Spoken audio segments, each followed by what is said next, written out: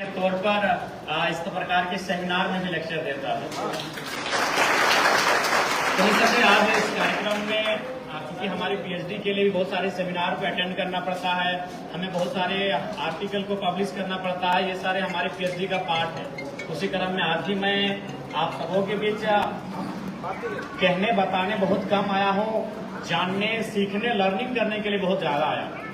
और मेरा ये मानना है मंच में जितने भी आमंत्रित अतिथिगण है, निसंदेह वह बात रखेंगे 10 मिनटों का, लेकिन वह सुनेंगे आधे घंटे का। वो बात रखेंगे एक व्यक्ति के तौर पर, लेकिन सुनेंगे यहाँ दर्जनों लोग बैठे हैं। तो ये कहीं ना कहीं एक ज्ञानवर्धन शिविर है, सेमिनार का आयोजन किया गया। ये वही किस्सा हुआ कि अगर हम लोग हमारे पास अगर 10 रुपए होता है, आपके पास भी अगर 10 रुपए का नोट है, अगर हम लोग आपस में एक्सचेंज करते हैं तो 10-10 ही होता है। लेकिन हमारे पास अगर आपस में 10 आइडिया है और आपके पास अगर 10 आइडिया है तो एक्सचेंज करते हैं तो 20 आइडिया हो जाते हैं। तो हम लोग कुछ गेन करने के लिए आए हैं। आज बात करने वाले हैं एआई पर। एआई जिसे हम लोग आर्टिफिशियल इंटेलिजेंस कहते हैं, जिसे हम लोग हिंदी में कृत्रिम बुद्धिमत्ता कहते हैं। आज जैसे जैसे दुनिया बढ़ रही है, जैसे जैसे जमाना बढ़ रहा है, जैसे जैसे इंसान की सोच बढ़ रही है, हम लोग नई नई तकनीकों से परिचित हो पा रहे हैं। और निसंदेह ये दुनिया की रीत है। आज अगर एआई की हम बात कर लें तो स्पष्ट शब्दों में एक नई क्रांति है। तो क्रांति हमेशा दोधारी तलवार होती है, उससे आपको खुद भी कभी कभी कटने का चांसेस होता है। और एआई के रूप में जो क्रांति हम सबों के बीच आई है, जिसका हम लोग नित्य प्रतिदिन कहीं ना कहीं अपने दिनचर्या में उपयोग कर रहे हैं, उसे हम इस्तेमाल में ला रहे हैं, इससे लाभ और हानि दोनों है। अब निर्भर करता है कि इससे हानि कम कैसे हो।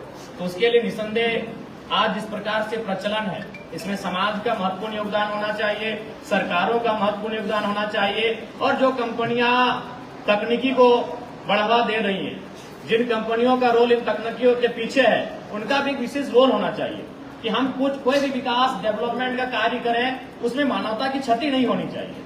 क्योंकि जो भी नियम कानून बने हैं, चाहे वो भारत देश का संविधान हो या फिर हम जिन ईश्वर देवी देवता खुदा को मानते हैं, पूजते हैं, अगर इंसान ही नहीं रहे तो उनका भी महत्व नहीं रहेगा। पेड़ पौधे पशु पक्षी ईश्वर पे आस्था नहीं रखते हैं, इंसान उन पे आस्था रखते हैं। ये कानून जो बने हैं वो कानून तभी प्रभावी है जब इंसान है। इसलिए जो भी तकनीकी है, निसंदेह वो मनुष्य के लिए आई है और मनुष्य ही इन तकनीकों का आविष्कारक है। अगर मनुष्य नहीं होते तो शायद ये एआई नहीं आता, ये कंप्यूटर नहीं आता, ये डिजिटल दौर नहीं आता, ये मॉडर्न एरा नहीं आता। तो इन सब के पीछे मनुष्य का मस्तिष्क कारगर है। एआई जो एक ऐसा सिस्टम बन चुका है, एक ऐसा तकनीक बन चुका है जो आज के दौर में इंसान की तरह सोचता है, इंसान की तरह समझता है और इंसान की तरह कार्य करता है। आज बहुत कम समय में, सेकंडों में आपको पूरी दुनिया की जानकारी एकत्रित कर सकता है।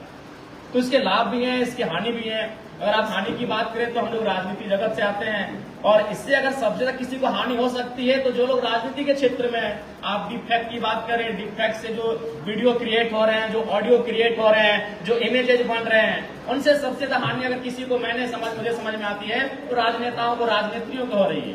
विधानसभा के चुनाव में ही बहुत सारे हमारे फोटोज वीडियो जिनका सच्चाई से कोई वास्ता नहीं था, तो अपोनेंट पार्टियां, उनके जो राजनेता है, उन्होंने खूब इसका इस्तेमाल किया। तो निसंदेह एआई से फायदे तो बहुत सारे हैं।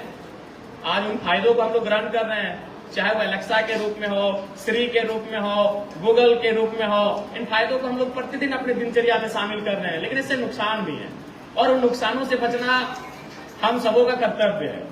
उसके लिए सरकार को चाहिए इस पर एक नीति नियम बने। एआई को चलाना कैसे है, संचालन कैसे करना, इस पर कानूनों का बनना अति आवश्यक है। अगर कानूनें नहीं होंगी तो ये एआई भी टीन एज के उस दौर की तरह हो जाएगा जिसमें अनुशासन ना हो। जब हम युवावस्था, किशोरावस्था की बात करते हैं, हम लोग टीन एज को याद करते हैं, 13 to 19। ये एक ऐसा उम्र का पड़ाव है जिसमें हम लोग गुजरते हैं, एक लंबा समय देते हैं। वह वही समय होता है जब हम अपने आप को बना सकते हैं और हम अपने आप को बिगाड़ सकते हैं। लेकिन वहाँ एक अनुशासन काम आता है, चाहे आपके माता पिता का अनुशासन, आपके गुरुजनों का अनुशासन, आपको जो विद्यालय में, महाविद्यालय में, विश्वविद्यालय में जो चीजें सिखाई देती हैं वो काम आती हैं। तो ठीक उसी प्रकार आज एआई जिस प्रकार से इसके कदम बढ़ रहे हैं, जिस प्रकार से एआई का क्षेत्र बढ़ रहा है, जिस प्रकार से लोगों के प्रति एआई का अवेयरनेस बढ़ रहा है, इसमें सरकार को नियंत्रण में लाने के लिए नियमों को बनाने की आवश्यकता है। बहुत सारे ऐसे ऐप्स रहे, बहुत सारे ऐसे सिस्टम रहे जिन पर प्रधानमंत्री नरेंद्र मोदी जी के नेतृत्व में उन पर कानूनी कार्रवाई भी हुई, उन पर रोकथाम प्रतिबंध भी लगा। तो मेरे हिसाब से एआई कहीं ना कहीं इंसान के नियंत्रण में बनाया और पता चला कि वो शिव जी को ही नष्ट करने पे तुले थे। तो ठीक उसी प्रकार एआई निसंदेह आज के दौर में कोई ऐसा घर नहीं है, कोई ऐसा व्यक्ति नहीं है, चाहे आप किसी भी क्षेत्र में चले जाएं, चाहे वो शिक्षा की बात करें, तमाम जो ऐप्स आज हमारे बीच उपलब्ध हैं, चाहे वो आप मेडिकल के क्षेत्र में चले जाएं, आज जिस प्रकार से एआई के माध्यम से आपको चिकित्सा सलाह दी जाती है, जिस प्रकार से आपकी बीमारियों को जांच पड़ताल कर लिया जाता है, समय से पूर्व आप चीजों को जान जाते हैं।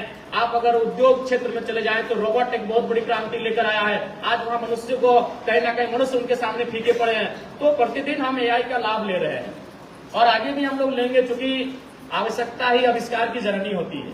और जिस प्रकार से हमारी आबादी बढ़ रही है, जिस प्रकार से हमारी जरूरतें बढ़ रही हैं, निसंदेह जो वैज्ञानिक साइंटिफिक जो टेक्निक टूल्स हैं उनका हम लोग कहीं ना कहीं बखूबी उनका इस्तेमाल करेंगे। तो इसलिए आज आप सबों का, चूंकि आप जो इस 2 दिवसीय संगोष्ठी में आए हैं, तो हम जिस विषय पे चर्चा कर रहे हैं, जिन विषय पे हम लोग वाद विवाद कर रहे हैं, जिन विषय पे हम लोग अपना पक्ष प्रस्तुत कर रहे हैं, तो उन विषयों पर हमारा एक अहम योगदान होना चाहिए सोसाइटी में। जब आप यहाँ से जाएंगे तो इन चीजों को सीख कर आपको जाना होगा। आप केवल ये नहीं कि जब अगले सेमिनार में जाएंगे तब आप जाकर एआई पे चर्चा करेंगे, उनके लाभ हानि पे चर्चा करेंगे। जब आप यहाँ से जाएंगे तो समाज में आपको चर्चा करना होगा कि एआई को किस प्रकार से हम उसका इस्तेमाल कर सकते हैं और किस प्रकार को उसको नियंत्रण में रख सकते हैं। आज के दौर में सबसे महत्वपूर्ण चीज क्या हुआ कि जो चीजें हम लोग सीखते हैं उनको केवल अपनी किताबों तक या तो फिर अपनी परीक्षाओं तक सीमित रखते हैं। उन्हें हम लोग को समाज के बीच लेकर जाना होगा, उन्हें हमें अपने समाज के बीच जाकर रखना होगा, तभी जाकर इन चीजों का सार्थकता हो सकती है। जैसे मैं अपना एक 10वीं क्लास में हम पढ़ा करते थे और एक क्रिकेट का मैच था, खेलने के क्रम में एक चापाकल के सामने हम गए तो वहाँ पानी पी रहे थे, तो देखे कि एक महिला को उसके सासू और उसके पति बहुत प्रताड़ित कर रहे थे। तो चूंकि हमने पूछा कि भाई कारण क्या है, तो उन्होंने बताया कि इसका शायद 3 गो बेटी हो गया है। तो हमने तुरंत उनको टोका। हम 10वीं कक्षा में थे लेकिन पूरे समाज के बीच हमने उनको टोका कि आपने लिंग निर्धारण गुणसूत्र के बारे में नहीं पढ़ा है क्या? वो स्पष्ट कहता है कि वो लड़की होगी या लड़का वो पुरुष के गुणसूत्र पर निर्भर करता है, फिर आप इसको क्यों प्रताड़ित कर रहे हैं? तो चूंकि मैंने उन चीजों को 8वीं क्लास में सीखा था, समाज में मैं अकेला खड़ा होकर उनको समझाया। तो जो चीजें आप यहाँ सीखते हैं, जिन चीजों का आप अध्ययन करते हैं, जिन चीजों का आप जानते हैं, उनको समाज तक ले जाना बहुत जरूरी है।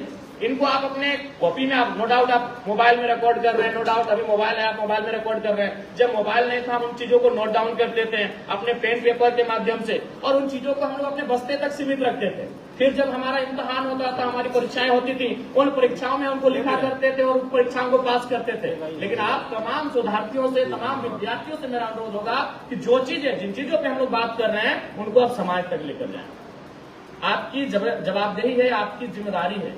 इसलिए आज इस सेमिनार के माध्यम से मेरा यही आपको संदेश होगा।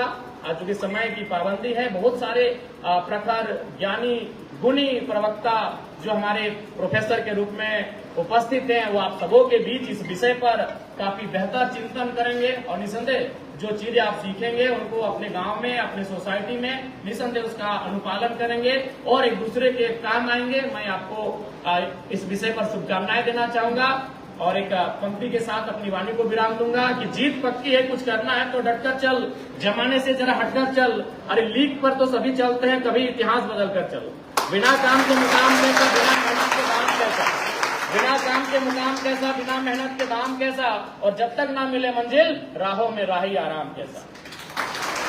तो मैं आपको यही शुभकामनाएं दूंगा, क्योंकि आज आप तमाम मुख्य अतिथि महोदय रहे, विशिष्ट अतिथिगण रहे या तमाम जो रिसोर्स पर्सन आए हैं, आज उनकी सुन रहे हैं, वो आज आपके सामने मंच में मंचासीन है और आज आप नीचे बैठे हैं। बस हम यही चाहते हैं कि भविष्य में आप भी मंचासीन हो, उस दिशा में आपको प्रयास करें, उस दिशा में आप पहल करें।